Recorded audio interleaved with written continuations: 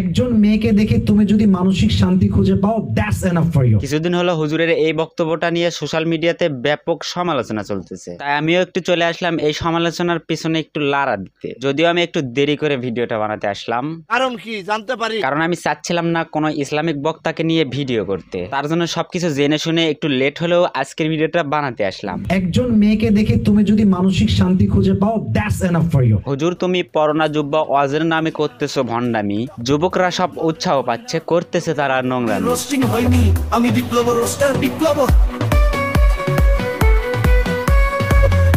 আসসালামু আলাইকুম, this is roaster বিপ্লব। আসিফ হুজুর ওরফে পুষ্পা হুজুরকে কে না চেনে? কখনো স্টাইলিশ ভাবে তাকবীরকে তাকবীর বলার কারণে সমালোচিত হয়, কিছুদিন আবার ভালোই গেল। যে একটু ট্রোল করা বন্ধ হয়েছে, অমনি নতুন ভাবে সমালোচনা আসার জন্য একজন মেয়েকে দেখে তুমি যদি মানসিক শান্তি খুঁজে পাও, দ্যাটস এনাফ ফর ইউ। মানে ভাই, তুমি হচ্ছে হুজুর, তুমি হুজুরের মতো থাকবা তা তো নয়, উল্টে তোমাকে দেখলে কেউ হুজুর মনে করবে না, তোমাকে দেখলে সিনেমার হিরো মনে করবে। Getting closer to Allah subhanahu wa ta'ala. মানে এনাকে দেখে আপনাদের কি কোনোভাবে মনে হয় যে ইনি একজন ইসলামিক বক্তা?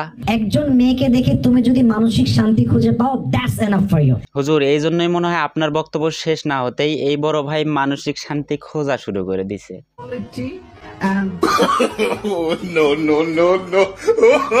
শাস্তি হবে। মানে ভাই, প্রথমত একজন ইসলামিক বক্তা কেমনে কিভাবে এরকম বেপরদা মেয়েদের সামনে দাঁড়িয়ে বক্তব্য দিতে পারে? Say loudly alhamdulillah. আর শুধু যে এটুকু তা কিন্তু নয়, ইনি বাংলাদেশের একমাত্র বক্তা যিনি কিনা ওয়াজ মাহফিলের মঞ্চে উঠে গার্লফ্রেন্ড বয়ফ্রেন্ডের মতো নোংরা বিষয় নিয়ে আলোচনা করে। আপনার যে গার্লফ্রেন্ড, মেয়েদেরকে বলছি আপনার যে বয়ফ্রেন্ড, ইনি বাংলাদেশের একমাত্র বক্তা যিনি কিনা ওয়াজ মাহফিলে প্রেম নিয়ে কথা বলে। যুবকরা একাই একাই 3-4টা প্রেম করে। আর হ্যাঁ, এর এই আবাল মার্কা বক্তব্যের কারণেই কিন্তু এর কাছে প্রতিনিয়ত এরকম প্রশ্নগুলো আসে। আমি ময়মনসিংহের একটা মেয়ের সাথে মেসেঞ্জারে সামান্য হাই হ্যালো কথা বলি, মানে যেমন বক্তা তেমন তার শ্রোতা না, মানে আপনি যে কিরকম বক্তা তার প্রমাণ কিন্তু এগুলো। আমি ময়মনসিংহের একটা মেয়ের সাথে মেসেঞ্জারে সামান্য হাই হ্যালো কথা বলি। শুধু যে এটুকু তা কিন্তু নয়, মাঝে মাঝে ওয়াজে যাওয়ার পরে হুজুরের গাড়ির পার্স কিন্তু চুরি হয়ে যায়। আমার গাড়ির পার্টস সব চুরি হয়ে গিয়েছে। আহারে, হুজুরের গাড়ির পার্স সব চুরি হয়ে গেছে। কি করছ তুই? কিন্তু কথা হচ্ছে, পুলিশরা সব কি করতেছিল? সেন্ট্রি, ওকে হাজতে বন্দি করো। আজকে আমার মানি ব্যাগটা হারাই গেছে। দুঃখিত হুজুর, আসলে আপনার মানি ব্যাগটা আমি চুরি করছি। আমার ভুল হচ্ছে। তো চোর না, বিপদে পড়ে আজকে সে চুরি করেছে, এটা তো প্রথম চুরি। অনেক খুশি আজকে ভাই।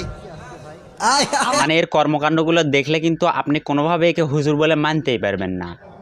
সেই মেয়ের আমার বয়ফ্রেন্ড আছে। এখন অনেকে এসে আমাকে গালি দেবে, তাদেরকে বলি, ভাই তোমাদের হুজুর যে শুধু এটুকুতেই থেমে আছে তা কিন্তু নয়, তোমাদের হুজুর এর থেকে অবৈধ বিষয় নিয়ে ওয়াজ মাহফিলে আলোচনা করে। पुष्पा, करण जौहर, बाहुबली, शाहरुख खान, केजीएफ, पुष्पा, बॉलीवुड कुछ होता है हॉलीवुड, এগুলো হচ্ছে Telugu movie, Tollywood, the director of Bollywood. আমি হচ্ছে ট্রু লাভার। এখন অনেকেই বলবে হুজুর এগুলো করছে জাস্ট বোঝানোর ক্ষেত্রে। এখন ভাই তোমাদেরকে বলি, বাংলাদেশে আর একটা এরকম হুজুর দেখাও যে কিনা এরকম ভাবে উদাহরণ দেয়। पुष्पा, करण जौहर, बाहुबली, शाहरुख खान, केजीएफ, पुष्पा। আমি জানি পারবেন না, কারণ বাংলাদেশে এই এক পিসি আছে যে কিনা ওয়াজ মাহফিলে আজাইরে কথা বলে, আবার সেই নাকি যুবকদের আইডল।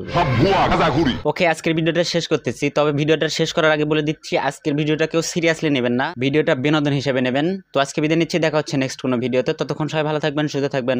আল্লাহ হাফেজ। নোংরামি করবি, রোস্টিং হয়নি, আমি বিপ্লব রোস্টার বিপ্লব।